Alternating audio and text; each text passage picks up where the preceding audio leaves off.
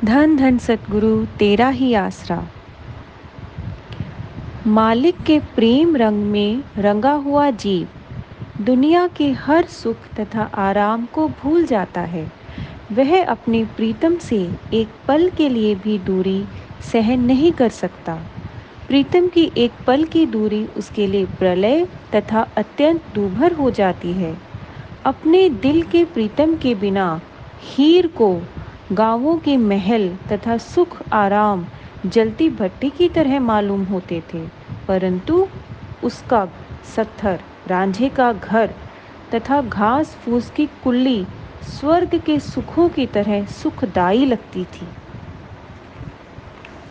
इसलिए तो किसी कवि ने लिखा है, कुल्ली यार दी सूरत दा झूठा अग लावा मैला नू। शेख फरीद साहिब जी भी स्वयं विरह के हाथों शिकार हुए। अपने श्लोकों में इस अवस्था का बहुत सुंदर वर्णन करते हैं। कहते हैं, मुझे शरीर की सुंदरता तथा जवानी के चले जाने का कोई भय तथा दुख नहीं है, परंतु प्रीतम प्यारे की प्रीति नहीं टूटनी चाहिए, क्योंकि ऐसी कितनी ही जवानियां प्रीतम के प्रेम के बिना सूख कर कुम्हला गई हैं। हे दिल के सच्चे प्रीतम, तेरे बिना तो हमारा जीना धिक्कार योग्य है। तेरे बिछोड़े में मेरी चिंता की चारपाई में दुखों का बान भरा हुआ है और उसके ऊपर विरह का बिछोना है। तेरी जुदाई में मेरा यह हाल है, इस जीने से तो मरना अच्छा है। कोयल भी अपने प्रीतम की विरह में जल जल कर इतनी काली हो गई है।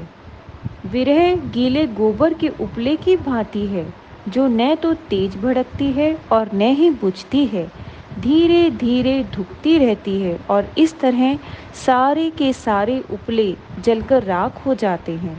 ठीक इसी तरह प्रीतम के बिछोड़े की आग भी प्रेमी को काला धूत बना देती है। उसके शरीर का सारा खून सूख जाता है और हड्डियों का ढांचा सा रह जाता है। फरीद जी कोयल को देखकर प्रश्न कर बैठते हैं और दूसरे वाक्य में स्वयं ही उसका उत्तर देते हैं। काली कोयल तू कित गुण काली, अपने प्रीतम के हऊ बिरह जाली।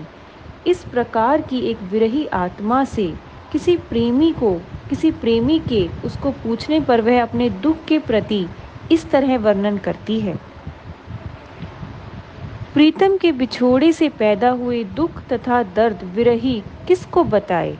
यह कौन सी बताने पूछने वाली बात है।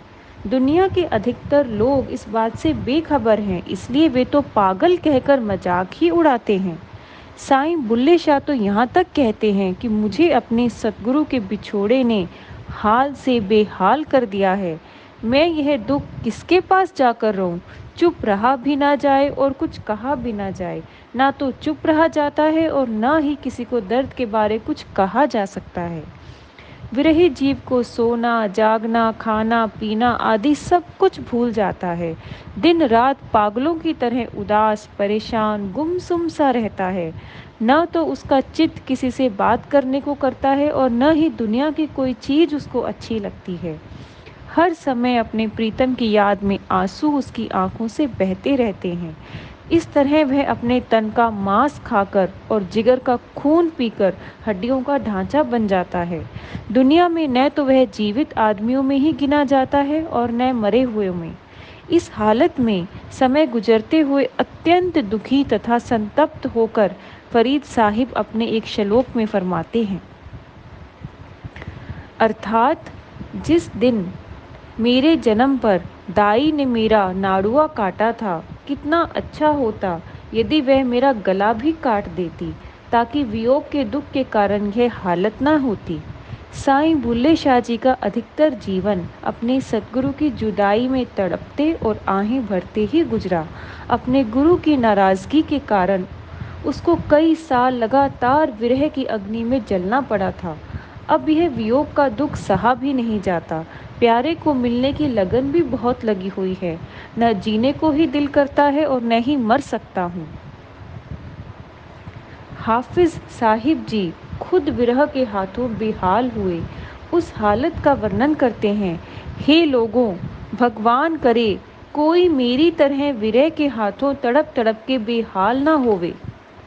मेरी सारी आयु विरह की अग्नि को सहते सहते ही गुजर गई।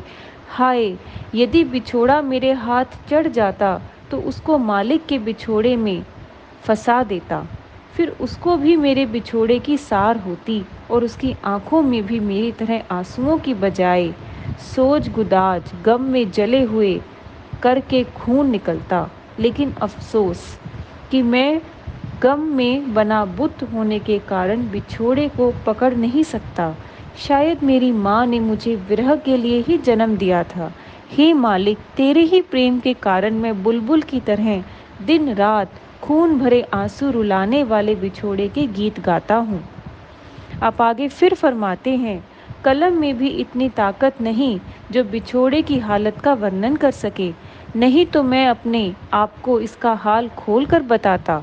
बिछोड़े के अथाह समुद्र की लहरें मालिक को मिलने का शौक रखने वालों के सिरों को पार कर गई और इसी तरह गोते खाते हुए उनकी उम्रों की बेड़ियां डूब गई। जब मेरे दिल तथा दिमाग को मालिक के प्रेम में फंसा हुआ देखा गया तो आसमान से मेरे सब्र की गर्दन में विरह की रस्सी बांध दी गई, जिससे न अब मैं जी सकता हूँ और न मर सकता हूँ। हे भगवान, फराक तथा हिजर, बिछोड़ा तथा जुदाई को दुनिया में कौन लेकर आया।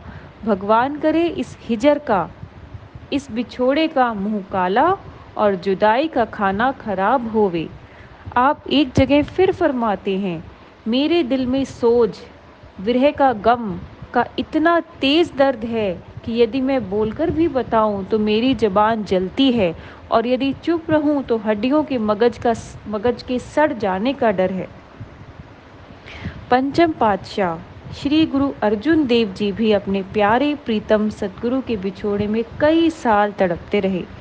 इसका कारण यह था कि श्री गुरु अर्जुन देव जी का बड़ा भाई उनको गुरुगद्दी देने के हक में नहीं था।